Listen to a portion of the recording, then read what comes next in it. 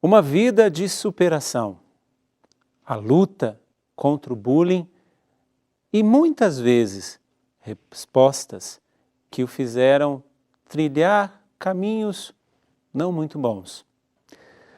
Na história de hoje nós vamos conhecer um pouquinho mais da vida, do testemunho do Denilson.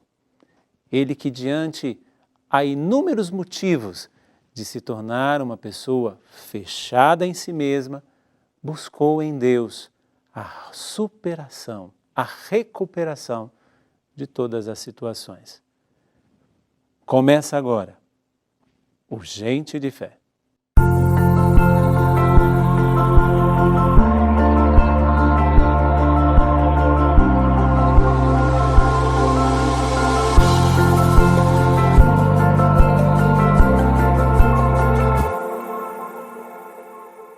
É muito bom chegar até você com o nosso programa Gente de Fé, esse programa que neste ano está comemorando seus 20 anos na TV Canção Nova e em comemoração também está a TV Canção Nova em São Paulo neste ano de 2020, porque é já uma grande festa. São 20 anos de evangelização da TV Canção Nova em São Paulo.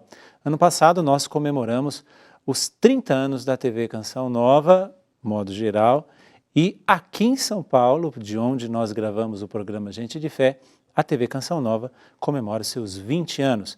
E junto com a TV Canção Nova, o nosso programa Gente de Fé. Por isso, nós estamos com um cenário novo, com uma roupagem nova e cada vez mais nos sendo constrangidos e ao mesmo tempo evangelizados com os testemunhos que passam por aqui. Constrangidos porque nós tocamos num Deus que não desiste de nós e que mesmo diante de tantas situações que nós podemos passar, Deus continua conosco. E evangelizados porque nós sabemos muito bem, a pregação ela pode até converter, mas o testemunho, ele arrasta. E hoje quero receber com muita alegria Denilson Rufino da Silva. Tudo bem, padre? Bem-vindo, Denilson. Obrigado, obrigado.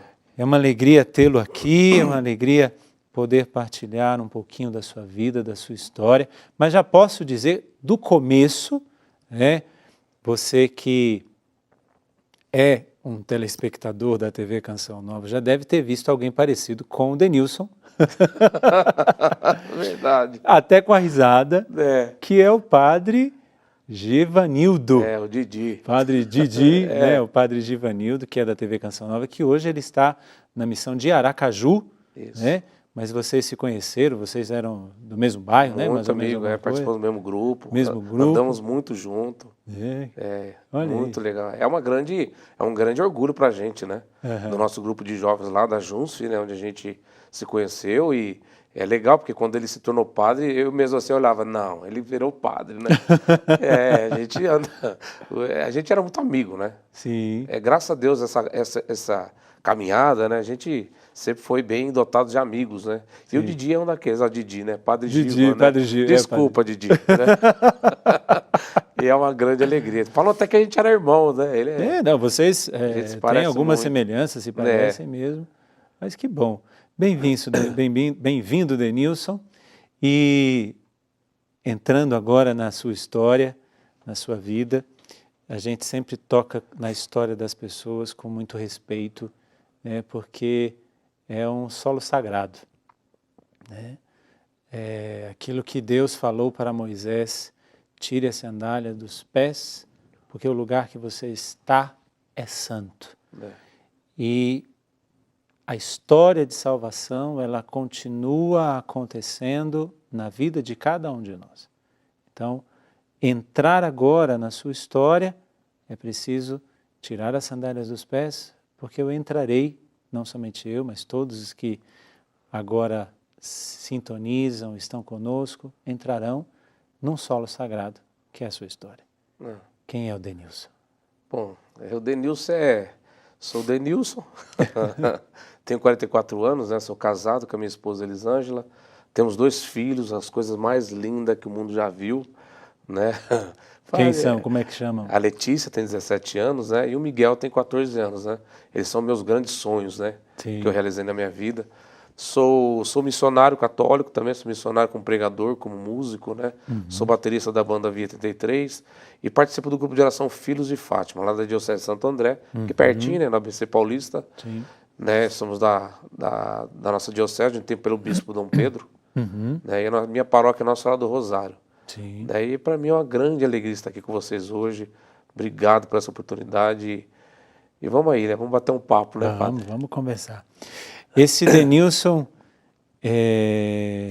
que hoje é pregador, que hoje tem toda essa bagagem de vida, né? Tem essa história com Deus, essa história de encontro com Deus, porque nós só conseguimos falar daquilo que nós conhecemos. Sim. Então, principalmente aqueles que são chamados ao ministério da pregação, antes de tudo precisam fazer a experiência, e não é uma experiência mística de um dia, assim. É uma experiência que nós vamos acumulando, vamos dizer assim, vamos acumulando cartuchos ao longo da vida com tudo que nos acontece. Sejam as coisas boas, mas sejam aquelas não muito agradáveis, não muito boas. Mas antes de entrar nessas coisas, qual que é a base familiar que você tem? A sua infância, conte um pouquinho de onde você vem, a sua base familiar, né, que pouco a pouco foi se construindo até chegar no hoje. Mas teve um começo. Sim. Como é que foi? Olha, eu posso dizer que minha infância, padre, não foi fácil, né? A gente teve uma infância, a gente sempre foi uma família pobre, bem pobre, né? A gente morava no fundo da casa da minha avó, a gente tinha morava no barraco, no fundo da casa da minha avó, mas foi com muito orgulho, porque eu posso dizer que minha infância foi maravilhosa, tirando os problemas, tirando a dificuldade financeira, tudo aquilo que a gente sabe que muitas vezes as pessoas passam, como nós passamos, mas eu considero a minha infância bacana, porque eu me diverti, eu fui aquele menino maloqueiro, né? Vivia na rua, né? Eu tinha muitos amigos na rua, a gente se divertia, soltava pipa, jogava bola, fazia tudo que o moleque gosta de fazer. Pra você ter uma ideia, pode até subir em cima de fábrica para pegar pipa, eu já fiz isso. Vamos falar baixo, mas o padre também. Já fez, né? Padre do céu, já fiz não isso, para pipa, mas para bola. Em cima da casa, uma vez eu fui em cima da casa, quebrou o telhado da vizinha. Então a gente fez tudo que um moleque de rua pode fazer.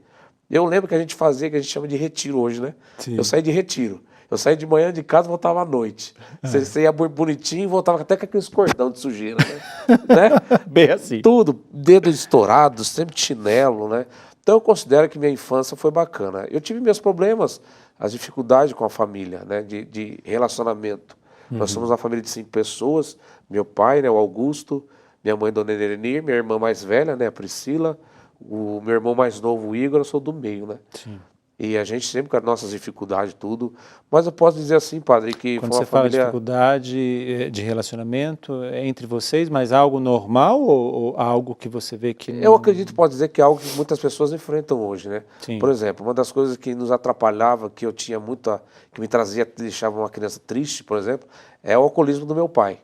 Meu pai, desde que eu conheci ele como pessoa, meu pai sempre foi uma pessoa com problemas no alcoolismo. Então meu pai sempre foi trabalhador. Pedreiro, né? Um ótimo pedreiro, mas ele sempre foi muito trabalhador. Só que o problema do meu pai sempre foi o alcoolismo. E isso veio trazer consequências para a gente. Porque, inclusive, a gente sempre fala, o filho assiste os seus pais. Claro. E eu assistia ao meu pai. Então eu me espelhei muito no meu pai por aquilo que eu fui na adolescência, por exemplo. Mas eu tinha muito essa questão da dificuldade de relacionamento com meu pai. Meus irmãos tinham. Só que meu pai, ao contrário, meu pai ele nunca desistiu. Ele sabia que tinha esses problemas, mas para ele sempre foi também a dificuldade. Então, devido a isso, a gente acabou sendo uma família muito pobre, a gente não tinha muitos recursos. Eu, por não ter a presença do meu pai, muitas vezes, como toda criança deveria, eu me espelhava muito nos meus tios. Eu tenho 3 tios, né, que eu amo de paixão, que é o Toninho, que infelizmente foi morar no céu já, meu tio Prieto e meu tio Percival. Então eu via nos meus primos, por exemplo, que eles tinham de tudo, cara, e a gente não tinha nada. E é legal que aquele tempo, naquele tempo que você via seu primo usar uma roupa, você falava, essa roupa vai ser minha. Porque a roupa ele perdia, e eu era o primo mais novo, a minha tia dava pra mim. Ia passando. Ia passando. É muito legal isso, né? Eu acho muito legal, porque é uma providência familiar, uma providência que é muito legal. E a gente brinca hoje com isso, né? Mas então eu tinha muito essa questão de ver todo mundo, meus primos com tudo, e a gente não tinha nada. Essa era a única dificuldade. Mas dizer que minha infância foi ruim, não foi de todo ruim. Considero que eu pude fazer, o que eu acho que uma criança deveria fazer hoje. Ou que seja, infelizmente a gente não sabe que não pode, né? Ou seja, até entrando um pouquinho nessa dimensão do alcoolismo do seu pai, graças a Deus, esse alcoolismo, ele exerceu uma certa influência sobre a sua vida, Sim. mas não foi uma influência, como infelizmente, em muitos casos, em muitas famílias, o alcoolismo entra para destruir a família. Graças a Deus não. Houve a influência negativa, porque infelizmente é uma droga, mas é uma droga lícita, né, como é chamada, mas graças a Deus não exerceu uma influência tão grande sobre a sua vida, sobre a sua educação, sobre a sua infância. Não, tanto que eu conto às vezes nas minhas pregações, quando eu dou testemunho, que eu sempre fui aquela criança inocente. Eu não tinha problemas de me relacionar com as pessoas. Aquela criança alegre, eu sempre fui. Eu sempre fui um menino, tanto que eu era muito difícil. Minha mãe teve muita dificuldade para me criar. Porque eu era desobediente, eu era aquela criança não rebelde no sentido ruim, mas desobediente que eu queria brincar. Eu queria estar na rua, eu detestava ir para a escola. Eu sou daquelas crianças que pulava muro da escola para matar a aula. Eu não gostava de escola, mas eu tinha que ir. Eu consegui repetir a 3ª série e repetir a 5ª série, porque eu não gostava de estudar. Eu repeti a 3ª e repeti a 5ª. Minha família ficou doida, meu pai, nossa. Mas não, porque realmente eu não gostava de estudar, sempre tive dificuldade. Mas eu sempre fui inteligente. Eu falo que eu sou muito inteligente. Eu conseguia muitas vezes tirar nota na escola sem estudar. E você colou, você não colei, cara. Eu entendi o que a professora falou e é incrível. Eu entendi e fazia e dava certo, né? Mas nem sempre também, né? Sim. Mas eu posso dizer que minha infância, padre, eu glorifico a Deus, porque eu olho para trás e eu falo, caramba, eu faria tudo de novo. Eu olho para meu filho, o Miguel, hoje, meu Miguel não pode viver o que eu vivi. Hoje meu filho, ele joga videogame, ele gosta de tecnologia. Meu filho, ele herdou essa inteligência, que eu trabalho com TI, né? Então meu filho adora TI. Porque ele espelhou em mim, ele gosta, ele é interessado, ele fuça, pergunta as coisas para mim.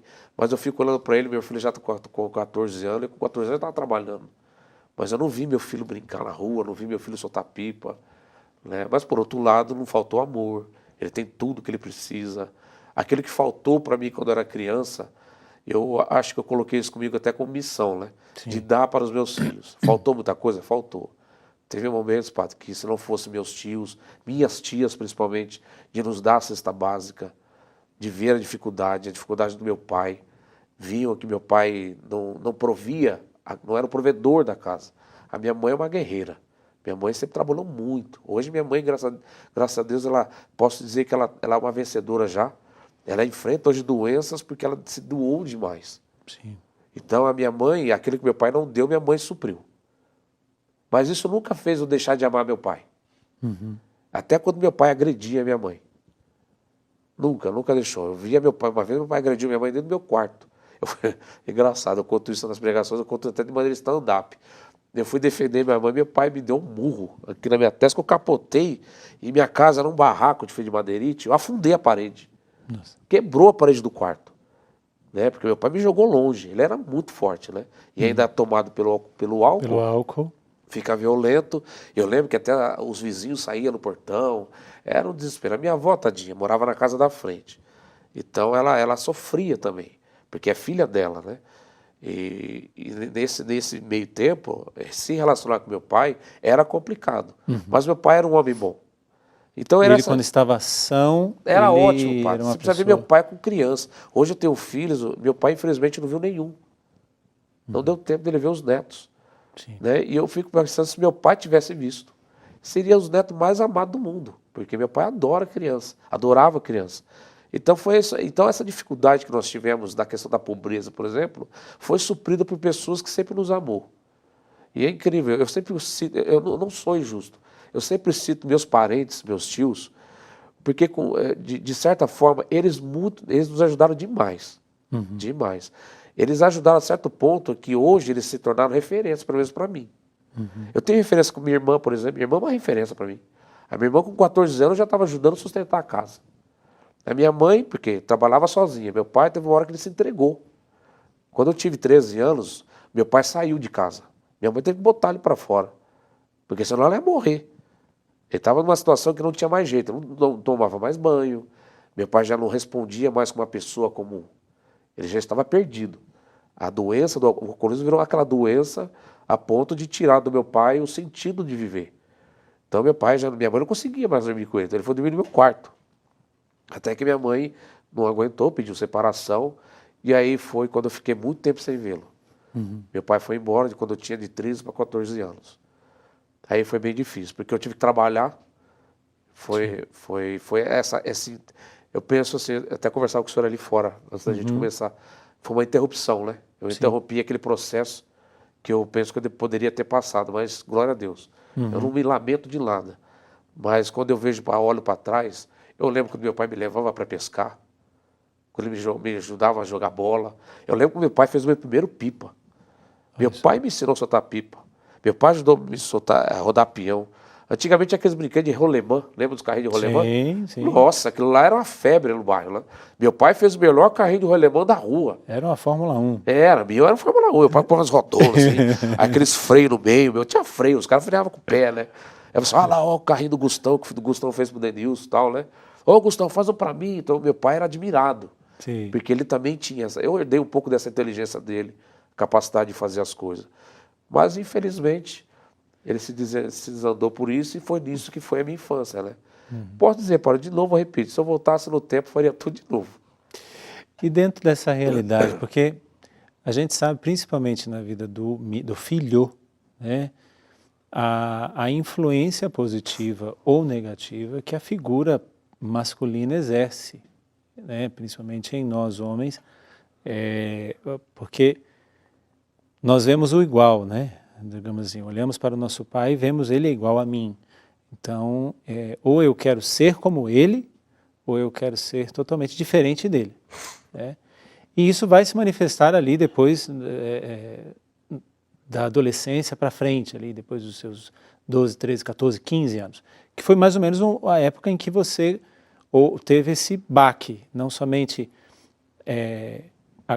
da realidade do alcoolismo do seu pai, que você, como você disse, desde que você se entende por gente, você vê o seu pai bebendo, mas agora também da ausência dele.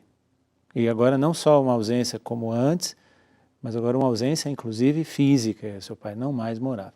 Isso exerceu alguma influência na sua vida? Como é que foi você a partir dessa idade aí dos seus 12, 13, 14 anos? Olha, eu vou dizer para o senhor o seguinte, eu tinha tomado uma decisão. Eu não vou ser meu pai. Você não vou ser o meu pai. Não, eu coloquei como... Eu pensava que aquilo como uma maldição para mim. Ele é um exemplo a não ser seguido. A não ser seguido, porque por mais que eu amasse ele, isso eu falo com muito orgulho. Eu, graças a Deus, eu sou uma pessoa curada para poder dizer que antes eu não conseguia.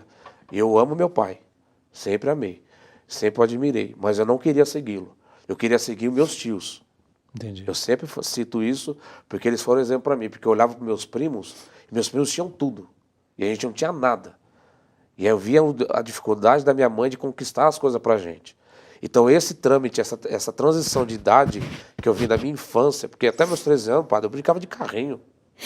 Eu jogava bola, eu colecionava miniaturas com meu vizinho, com o Eduardo, um amigo. Eu tive 2 amigos de infância, o Eduardo e o Toninho, que a gente chamava de Xuxa, porque ele era loirinho e lembrava um pouco a Xuxa, né? E então era Xuxa o apelido dele. Então eram meus grandes amigos de infância. O Eduardo brincava de carrinho com ele e o Xuxa era aquele meu amigo maloqueiro, que a gente brincava na rua, soltava pipa e tal. E eu brincava, padre, de 13 anos, padre. Eu com 14 anos ainda era ligado a brinquedos. Eu amava brinquedo, então eu posso dizer que eu era praticamente um menino inocente. Eu fiz primeira comunhão, fiz crisma, todo mundo. Eu era o menino mais católico da família. Eu era assim, mas de repente eu fiz essa transição. Eu tive que trabalhar quando eu fiz 14 anos. Minha irmã trabalhava em São Bernardo, lá na rua Jurubatuba, numa clínica de ortodontia, e ela me arrumou um emprego no andar de baixo, num laboratório de prótese, para ser office boy. Antigamente tinha essa profissão, office boy. Sim. E aí eu fui trabalhar, menino, criança, praticamente criança, inocente. Na hora que o cara me viu, eu lembro até hoje. Ele falou, nossa, você é uma criança, eu vou ter que confiar minhas próteses para você, porque eu tinha que entregar. Sim. Ele me mandava para a República, São Paulo, andava São Paulo todo. Eu falei, Jesus, nunca andei de trem sozinho. Então aquilo ali foi um impacto para minha cabeça, eu acho. Porque realmente me transformei. Aquele menino dócil que eu era, virei um bicho. Em pouco tempo. Eu já estava bebendo, já estava andando com as pessoas erradas. Porque eu tive que estudar à noite. Como eu fui estudar à noite, eu fui viver com pessoas mais adultas que eu. Entendi. E nisso eu acabei enfrentando um grande problema, que é o bullying. Eu era um menino muito pequeno, magrinho, eu comecei a deixar o cabelo crescer, porque eu era metaleiro. Eu gostava de heavy metal desde os meus 10 anos de idade. Quando eu ganhei meu primeiro disco de rock, né, minha irmã me deu, e o salário, ela já trabalhava, me deu de presente de Natal, quando eu nasci no Natal. Né? Eu até brinco, quem nasce no Natal não ganha presente, né? Porque todo mundo lembra de Jesus, lembra do peru, lembra da árvore, mas não lembra do Denilson, né? Eu sempre brinco com isso, né? Mas do dia 25 mesmo 25, você nasceu? nasceu de 25. 25 de dezembro. Era meio-dia mais ou menos, na hora do almoço. Mas a minha irmã, ela me dava presente. Minha irmã sempre me deu presente de aniversário. Meu irmão sempre deu, família sempre dá, né? E ela me deu o meu primeiro disco de rock. Então eu gostava de rock, eu fiquei apaixonado. Quando eu fiz 14 anos, eu comecei a enfrentar essa realidade. E aí foi difícil, porque o primeiro monstro que eu tive que enfrentar foi o bullying. Eu apanhava todo dia.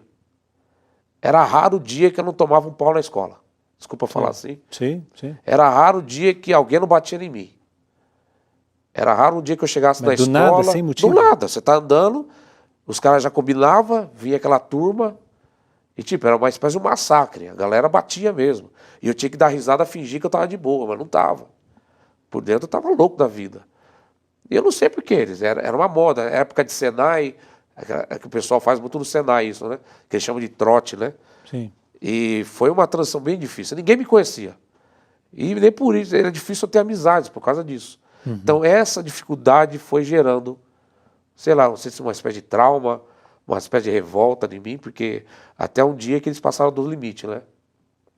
Uma das brincadeiras, eles me pegaram e me jogaram dentro da lata de lixo, de ponta cabeça. Só que dessa vez eu me vinguei. Eu tive coragem de me vingar. Eu peguei um compasso, lembra do compasso? Sim. Fui para a sala de aula, voltei e rasguei o menino. Com o compasso, rasguei ele aqui do lado aqui, né? Sangrou bastante, ele caiu no chão. Você, vixe, matei o cara.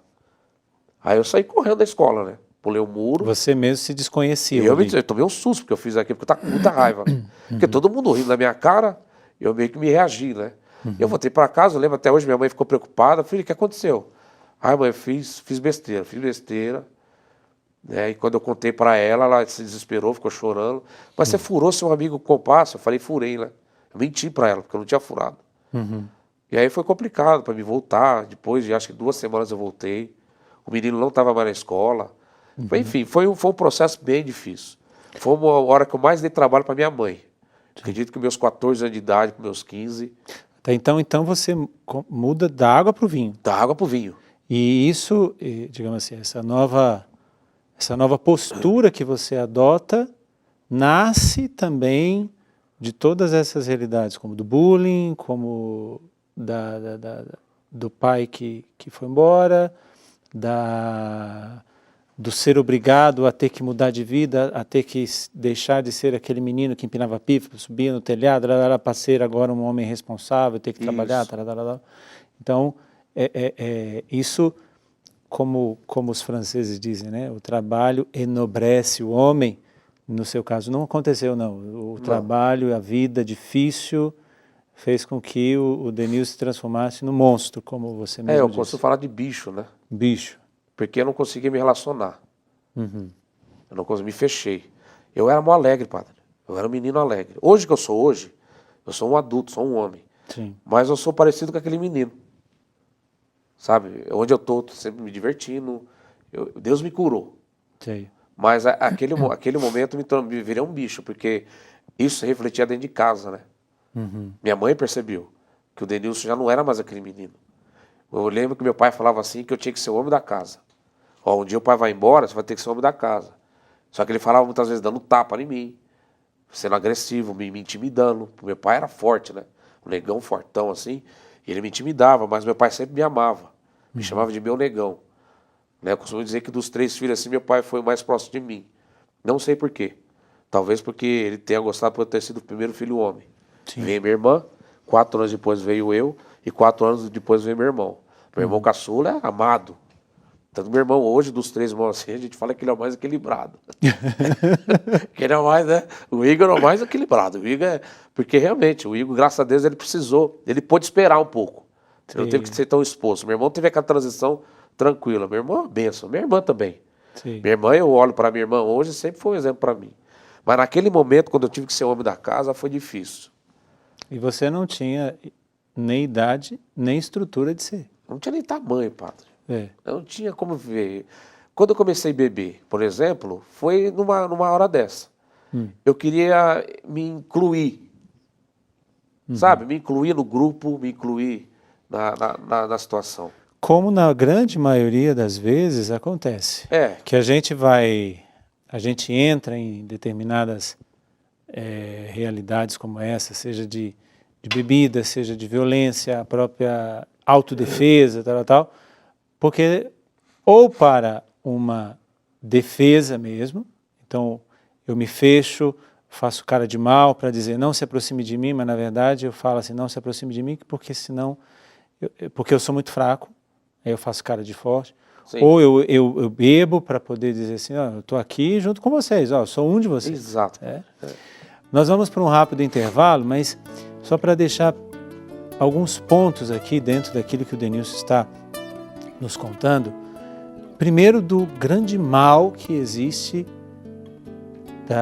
quando as figuras paternas e materna não exercem o seu papel. Exercem, sim, o pai precisa ser pai, a mãe precisa ser mãe, cada um de forma harmoniosa, dentro da educação dos filhos.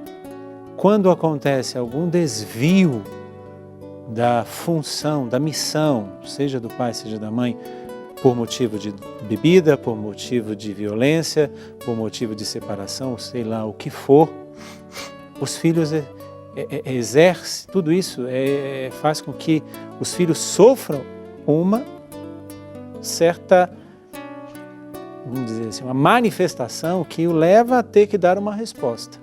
E muitas vezes a criança não tem estrutura para isso. Esse foi o seu caso? Será que você está se assemelhando com o caso, com a história do Denilson? Nós vamos para um rápido intervalo, porque se hoje ele está aqui e nós estamos num programa chamado Gente de Fé, é porque o Denilson se transformou também em gente de fé. Mas, por quê? Primeiro porque ele não parou lá. Houve aí esse momento de start, de um encontro, de um reencontro com o Pai. Tudo isso nós vamos conversar daqui a pouquinho. Mas eu só deixo essa pergunta. Aconteceu isso com você? E qual tem sido, hoje, a sua resposta? Daqui a pouquinho nós voltamos com Gente de Fé.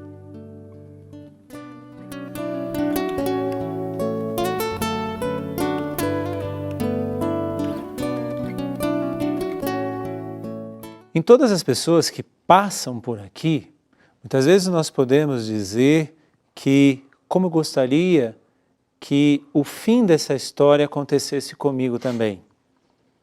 Ou muitas vezes nós dizemos durante o programa, nossa, mas a história dessa pessoa é muito parecida com a minha.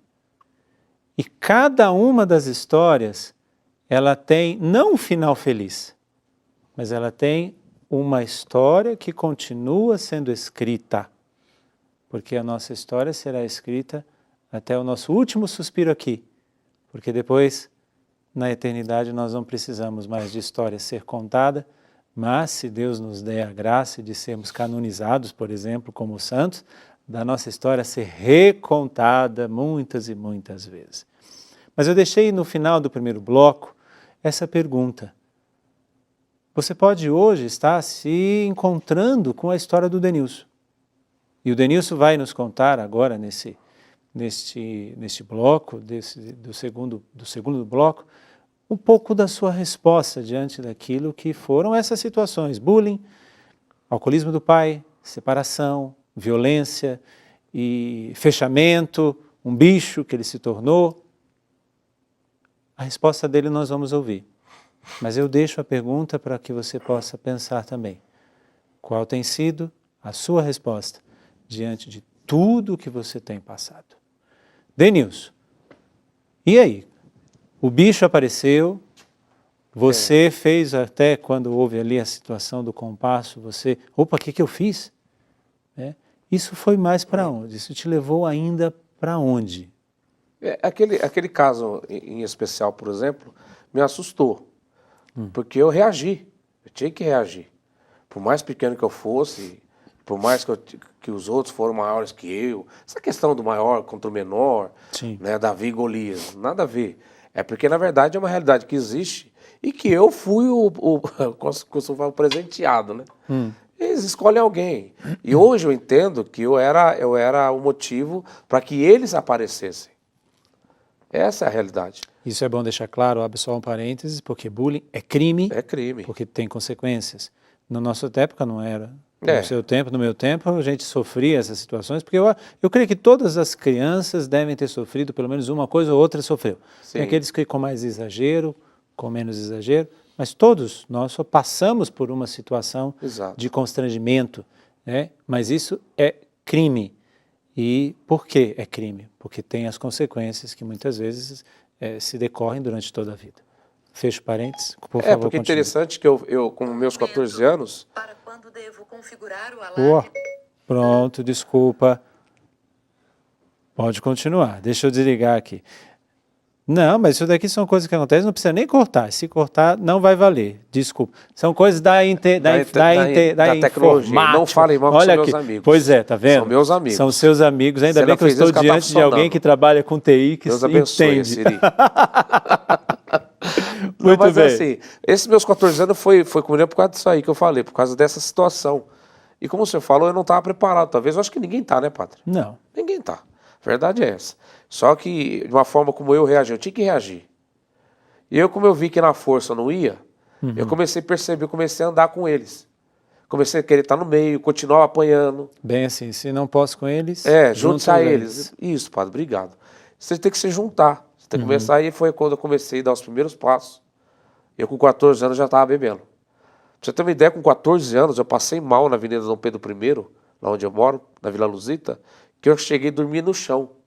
Com 14 anos. Bêbado. Matei aula, eu estava na 6ª série do noturno. Matamos aula para beber lá no bar do Sandrão, que era amigo nosso. O pai dele tinha um bar, e ele abriu as portas e fomos beber. E aí fomos lá, e é tudo pago, né? Você vai beber, ainda vai beber de graça? Eu vou falar não. E fomos, eu gostava muito de pinga com limão. Tão novo eu já gostava, porque eu via meu pai beber. Eu começava, eu sentia o cheiro, falava, isso deve ser bom. Meu pai não deixava eu beber. E quando eu bebia, eu lembrava dele. Meu pai vai me matar se souber que eu estou bebendo. Tanto que foi um dos motivos que me livrou das drogas. Eu cheguei a experimentar droga com 16 para 17 anos, mas foi uma vez só, mas eu passei mal e lembrei do meu pai. Eu sempre tive medo do meu pai, mesmo eu não estando vivendo com ele. Mas eu lembrava da minha mãe, lembrava dos meus irmãos. Toda vez que eu ficava bêbado, eu chorava. Eu era aquele bêbado deprimido. Não era aquele bêbado alegre, dá trabalho, quebra as coisas, fica violento. Não, era um bêbado que eu ficava embriagado e ficava triste. Eu baixava assim... O senso de culpa. Tudo, Eu ficava deprimido, chorava. Chorava mesmo, de passar mal. E eu falava assim, caramba, por que eu bebo? Só que eu tinha que estar com eles.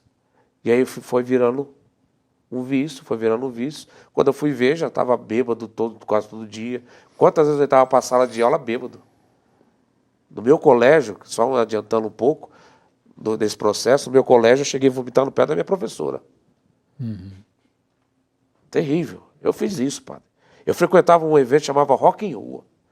Rock em Rua é um evento que tinha no Paço Municipal da Prefeitura. Sim. E eu ia sozinho.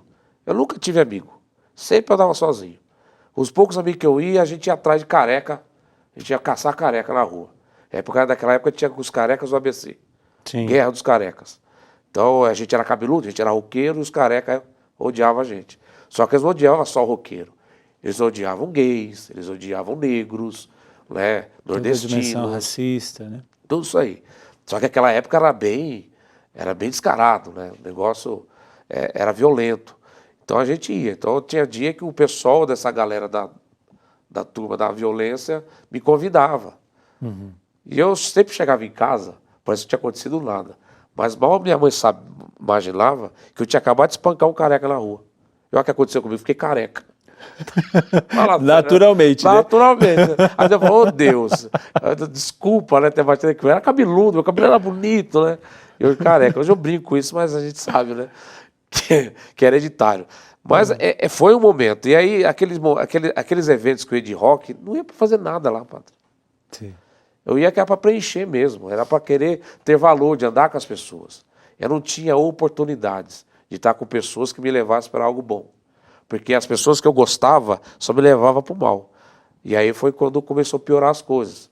Fiquei mais violento, comecei a aprender a bater, tinha uma cultura de bico de aço. Eu andava só vestido de metaleiro, bem ruim. Tomava banho só de sábado. Era normal eu ficar sem tomar banho. Era muito comum, vários dias sem tomar banho. Porque a metodologia do metaleiro é não tomar banho. Uma bobagem isso aí, né? Hoje eu vejo como uma bobagem. Mas aquilo pra gente era regras. Então a gente era um bando de bobo, a verdade é essa. Por quê? Porque a gente era tudo pessoas vazias e queria se esconder naquilo que a gente queria ser. Em busca de um sentido, em busca de um alguma preenchimento. coisa. E aí começou a vir os problemas, né? Os maiores traumas foi eu me afastar das pessoas. Cada vez mais afastado, e isso incluía as meninas. Sim. As mulheres, né? Eu não conseguia me relacionar com mulher. Para mim, mulher era um mito, porque eu era muito feio. As pessoas falavam, o Denilson é feio, o Denilson é zoado. Era essa frase. Então eu cresci, aliás, desde criança eu ouvia isso. O Denilson é feio, o Denilson é isso. E aí eu comecei a me cair naquele mundo de coitadinho.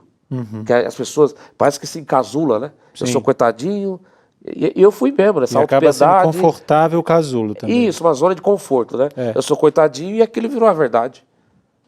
E eu acabei esquecendo a pessoa maravilhosa que eu era.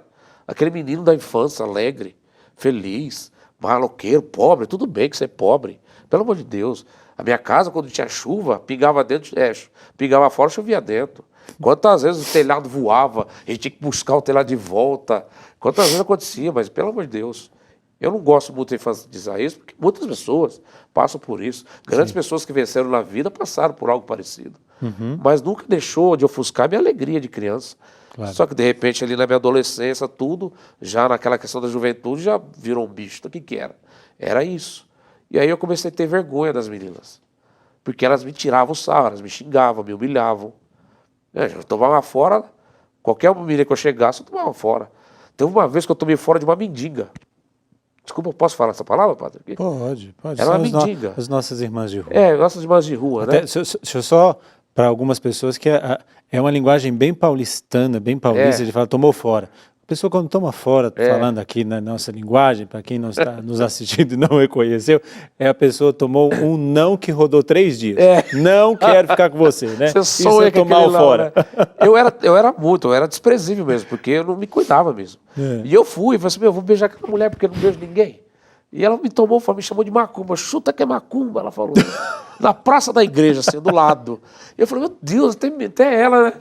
Eu tinha medo das meninas. Eu chegava nas meninas. Tem um primo meu, o Herbert, é um primo que ele lutou por mim. Sim. Não, Deus, você vai beijar, você vai conhecer alguém, vamos arrumar uma menina pra você. Eu não tinha como, padre. Eu não tinha autoestima. Eu complexado. Eu tinha muitos problemas. Eu tinha medo das mulheres.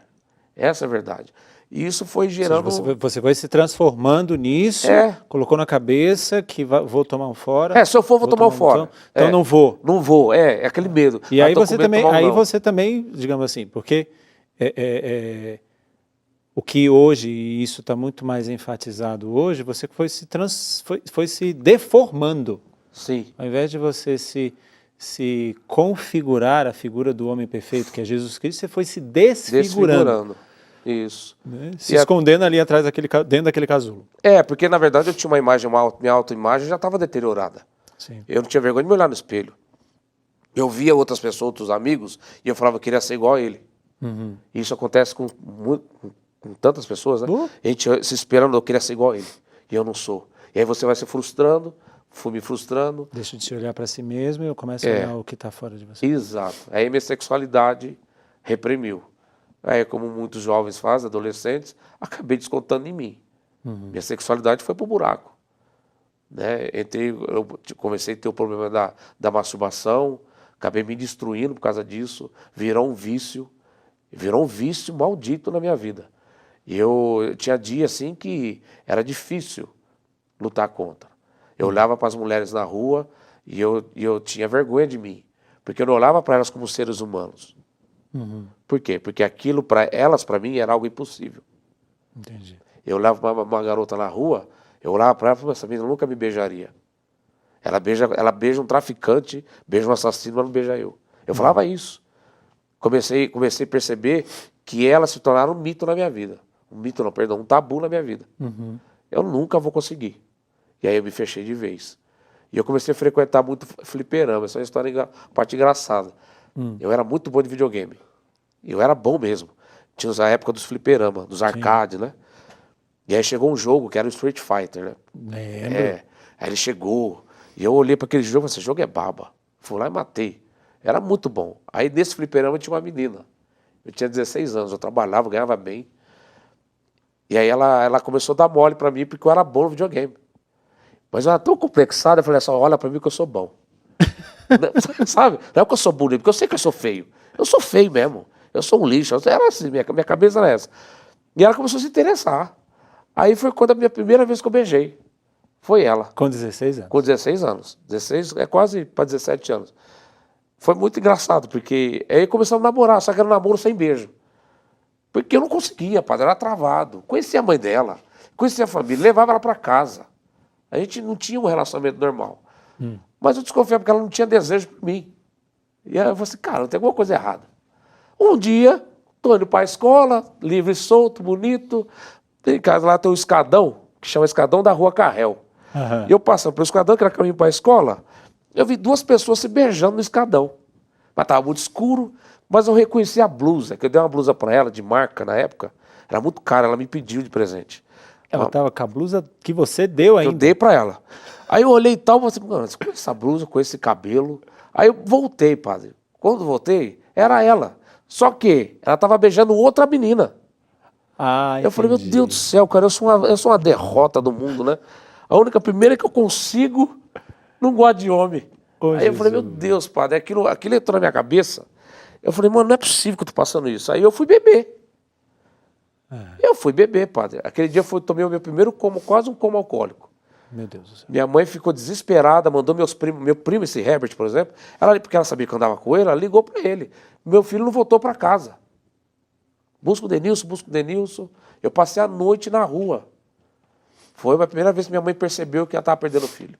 Meu Deus. E diante de tudo isso, Denilson, porque assim, houve aí o fechamento, houve os traumas, porque uma situação como essa também causa um trauma, porque você, querendo ou não, você coloca as suas esperanças, as suas expectativas nesse possível relacionamento.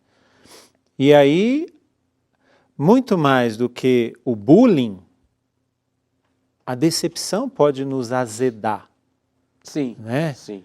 A decepção, as frustrações, a decepção que a gente coloca toda a nossa esperança em alguma coisa ou em alguém, e aí a decepção nos fecha, né? Nós podemos dizer tantas situações de pessoas que não conseguem perdoar, mas não conseguem perdoar porque aquilo dói demais, aquela situação, e aí aquela falta de perdão, aquela mágoa vai causar uma frustração tremenda, enfim. E aí, como dizem, vou usar aqui uma gíria também, é só Jesus na causa. Só Jesus. Só Jeová. Só Jeová. E quando é que ele entrou na sua vida? Essa fase, eu tive a oportunidade de começar a frequentar torcidas organizadas. Foi quando Jesus começou a entrar na minha vida. Dentro da torcida organizada? Não é que é nessa dentro. Fase? Nessa fase. Começamos a frequentar jogos do Santo André. Eu era da torcida da Tuda, do Santo André. Então eu já frequentava dos meus 15 anos já. Eu e minha irmã frequentava com meu cunhado e ex-cunhado. Ele era da torcida e eu comecei a frequentar com eles. Até então a gente só ia para torcer. Mas eu era um bicho. Eu queria brigar. Padre, eu vou contar aqui, se quiser editar depois. Padre, eu bati no anão, padre. Acredita? Eu fui tão ruim. Eu era tão ruim que eu cheguei a bater no anão porque ele xingou minha irmã. Foi no jogo contra o Santo André contra o Ituano. Ele começou a xingar minha irmã e tal, e eu fui e bati nele. Tipo, eu não bati pouco, eu bati muito nele. E aquilo entrou na minha mente como trauma. E eu lembro quando eu fui me confessar com o padre até riu, né? Mas como assim, filho? Você bateu lá? Não, eu bati, padre. Eu vim me confessar, hoje eu sou convertido. E na época eu não era, mas eu tenho que confessar esse pecado. Claro. Porque esse pecado está me acabando. Quando eu vejo um anão, padre, eu fico ruim. Fico triste. Hoje, padre, eu vejo um anão, eu quero abraçar. Eu quero, sabe, aquela coisa, você pega carinho. Porque houve a conversão. Claro. A conversão é justamente isso. Ela transforma aquilo que está deformado, ele modifica e deixa novo. Nessa fase, eu saí escondido da minha família. Eu comecei a frequentar a torcida do Corinthians.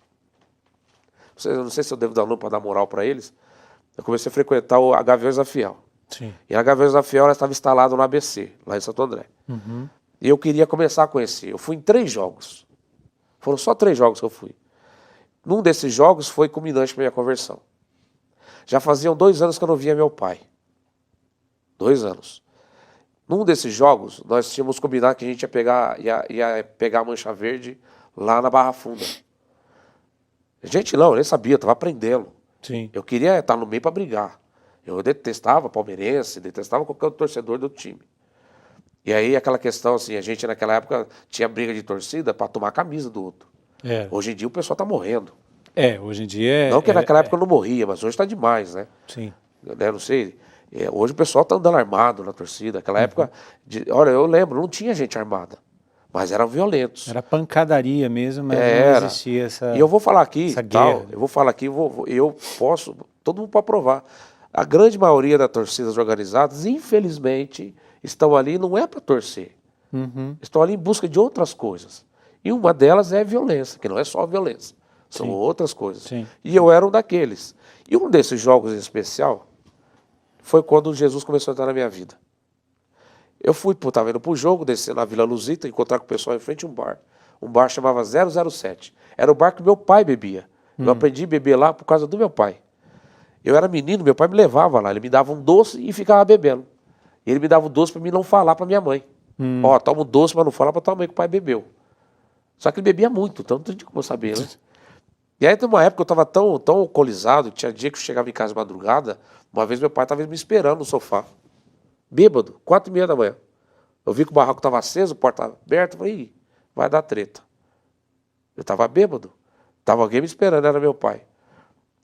E é triste isso falar, eu lembro, é uma tristeza muito grande. Meu pai estava sentado, fumando, bêbado, eu entrei na casa, a cozinha era pequena, na hora que eu entrava, você estava de cara com a sala.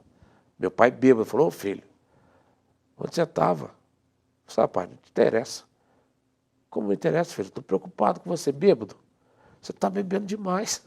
Ele bêbado. Aí eu falei assim, quem é você para falar, seu velho? Eu humilhei meu pai. Você não passa de um derrotado para você xingar meu pai. E entrei, eu roubava a placa de trânsito, eu lembrei. E eu coloquei uma placa do pare na porta do meu quarto para ninguém entrar. É até isso, eu me isolava mesmo dentro do meu quarto. Nesse dia do jogo, eu fui pro jogo, estava descendo. E 2 anos que eu não via meu pai. Eu vi um mendigo. Desculpa, irmão de rua, vai. Sim. Que as pessoas não gostam de usar mendigo, né? Mas tudo bem. No pé da escadaria da minha igreja, do Rosário. Aquele mendigo me viu, estava longe ainda. E ele me reconheceu. Ele levantou, correndo. Era um senhor negro, cabeludo, você estava cabelo bem grande, a barba grande, branca, todo maltrapilho. E ele olhou e sorriu para mim. Na hora que ele sorriu, eu reconheci pelo dente. E meu pai, ele tinha um olho azul e um verde. Meu pai era lindo, cara. Era um negão. Meu pai era lindo, por isso que minha mãe era apaixonada por ele. E aí eu olhava assim, na hora que eu via assim, era meu pai. E como o pessoal estava me esperando do outro lado, eu era tão ruim. Eu tinha me transformado em alguém tão deformado que eu fiquei com vergonha do meu pai, padre. Eu olhei pro meu pai e ele sorrindo para mim. Tipo, era um negão dele. Era o filho dele, o queridão dele. É meu negão, ele fala sempre meu negão. Eu atravessei a rua, padre. Não foi em direção ao seu Não pai. fui. Eu atravessei a rua, padre. Foi bem difícil para mim. Porque naquela hora eu tive a oportunidade de abraçar ele. Eu estava falando ali atrás, né? Se eu tivesse abraçado, eu teria evitado o quase tragédia que aconteceu. Desculpa. E aí, fui pro jogo. Deixei ele lá, meu pai ficou me olhando assim, ó, triste, decepcionado, porque eu ignorei ele. Fomos pro jogo, o Corinthians perdeu de 4-1 pro Santos. 3 gols do Paulinho Maquilara, lembro de tudo, no Morumbi. Na volta, teve uma emboscada da Mancha Verde pra gente na estação São Caetano. Mas foi uma invasão dentro do trem. Nós estávamos uns 15 pessoas. E eu não conhecia quase ninguém. Eu andava com eles. Um ou outro eu conhecia. O Fabinho, né, o Marcelinho eu conhecia. E na volta foi isso. Eles pegaram a gente, eu consegui escapar com os tiros de rojão e fui embora. Consegui escapar. Foi um livramento de Deus. Porque naquela semana, 1 ou 2 semanas depois, estava tendo o cenáculo com a canção nova no Morumbi. Sim. Com o Padre Jonas. Foi em 94. 94. Eu tinha 17 anos já. Quando eu fui para a escola, tinha um amigo meu chamado Sérgio. Ele sempre ia para a escola com um terço na mão. E ele sentava na sala de aula, sempre assim um pouco para minha frente. Eu não conversava com ninguém mesmo, eu detestava ele. Porque ele ia muito bem na aula, ele era muito inteligente. E eu tinha inveja dele. Só que aquilo me chamava atenção. Um dia ele me viu que eu entrei bêbado na sala, e foi quando eu vomitei no pé da professora. E ele me socorreu e me levou para fora. Foi ele que me levantou. Me levou para fora. E ele falou, cara, você não quer conhecer meu grupo de jovens? Eu falei, não quero saber de igreja. Vamos lá, dá uma oportunidade para Deus. Foi isso que ele falou para mim. Ele é muito quieto, o Sérgio é muito quieto. O Sérgio é também meu mecânico, para você ter ideia. Só ele põe a mão no meu carro. Porque ele salvou minha vida, ele vai salvar meu carro. Eu tenho isso comigo, né? E aí ele me insistia, até uma hora que eu irritei com ele, mandei ele para aquele lugar, xingava ele. Até um dia que eu, conversando com ele, eu estava no fliperama, e eu vi um grupo de jovens passando pela calçada da igreja. E eu vi o Sérgio lá. Aí estava o Sérgio, o Adriano, que eu conhecia, o Adriano Marim, que é um grande pregador da palavra. E lá no meio tinha uma menina, que era uma menina namoradinha de infância que eu tive. Falei, olha, a Ana Paula frequenta lá. Eu falei, Sérgio, tá uma menina chamada Ana Paula? Tá, frequenta lá. Eu vou lá no teu grupo. Eu fui por causa dela, padre. E nisso Deus... Aí foi o meu tchan. Quando eu cheguei na capela, Nossa Senhora de Fátima, tinha um rapaz vestido com a camisa da Gaviões da Fiel. E eu querendo sair daquilo, e eu fui recepcionado com o cara da Gaviões chamado Celso, com a Bíblia na mão e o terço na outra. Aí ele estava saindo das drogas, ali me olhou, sorriu para mim, padre. Ele me abraçou, jovem, seja muito bem-vindo. Jesus te ama e eu também. Essa frase, infelizmente, poucas pessoas estão utilizando. É ou não é verdade? Não está sendo tão utilizada. E me deu um beijo no rosto. Aquilo eu achei estranho, né? Porque esse cara é louco. E fui para lá, para o grupo, ficamos. Teve a celebração da palavra. Aquela coisa, mas eu fiquei com aquele cara na minha cabeça, Celso. E aí aquela coisa do canta daqui, canta dali, batendo pau, meu, fechado. Eu queria saber de igreja, padre, eu detestava. Aí daqui a pouco as pessoas começaram a cantar e começaram a pregar. O Adriano começou a pregar. As palavras dele foi mexendo comigo. Eu falei, caramba, meu. Eu comecei a gostar daquilo, naquele dia. E aí o Sérgio estava do meu lado, ele falou, irmão, você fica à vontade. O Sérgio sempre perde de mim. Sempre perde de mim. E aí ele falando, ele falou assim, jovem, você que tem problema com o álcool, Deus está me tocando no meu coração, que é um jovem que tem problema com seu pai, que está no alcoolismo. Tal, começou a falar, eu falei, meu Deus, o Sérgio falou de mim para ele. E a gente sabe, né? E aí naquele momento de apelação, ele estendeu a mão. Você que quer mudar de vida hoje. Ele estendeu a mão assim. Sai do teu lugar, pega aqui na minha mão. Ah, pai, sei lá que deu em mim. Sabe quando parece que você está cansado de ser bicho e você quer ser solto? Sim. Eu acho que foi isso. Acho que não, tenho certeza. Porque eu saí do lugar, saí empurrando todo mundo, peguei na mão dele e ajoelhei e comecei a chorar. E eles oraram por mim e ali eu fui batizado no Espírito Santo. Deus seja louvado. Na primeira vez.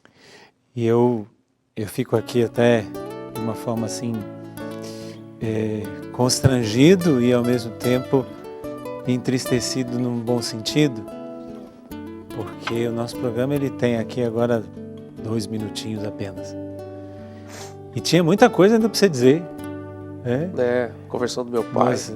Nós tínhamos aí, mas eu fico aqui, eu deixo aqui o convite público para que você volte, porque tem a conversão do seu pai, tem o pós de tudo isso daí, até hoje chegar no Denilson. Mas é sempre como eu digo para vários dos que passam por aqui. É uma vida inteira. E não dá para contar em 54 minutos, né? Porque o programa não chega nem a 1 hora e 54 minutos. Mas Deus entrou na sua vida. Me transformou. Se transformou. Senão você não estaria aqui neste programa Gente de Fé. Quero te agradecer muito e dizer de uma maneira até provocativa. A sua história nesse programa, ela ficou sem fechar. E nós não temos tempo. Porque a nossa história, muitas vezes, não foi fechada ainda no processo de conversão, no processo de encontro com Deus, nos frutos que, apesar de todas as dores e sofrimentos, nós vamos colhendo no caminho com Deus. Então, como a história do Denilson aqui no programa, porque graças a Deus já são aí mais de 20 anos. 26 anos. 26 anos. Graças a Deus. Graças a Deus.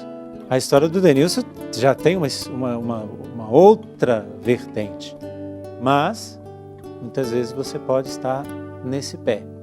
A minha história com Deus nem começou, ou a minha história com Deus ainda não fincou raiz. Como que vai ser a sua história a partir de então? Que hoje você possa, com essa história que nós não vamos conseguir terminar por causa do tempo, com essa história do Denilson, que ele vai voltar um dia, você possa se questionar na sua história. A minha história com Deus já fincou as raízes? Denilson, obrigado. Eu que agradeço, Padre. Tempo esgotado, sim, claro. Mas nós vamos fazer isso. Eu quero saber todo o resto. O que foi o Denilson depois deste encontro pessoal? Será um grande prazer, Padre. Deus te abençoe. Muito obrigado.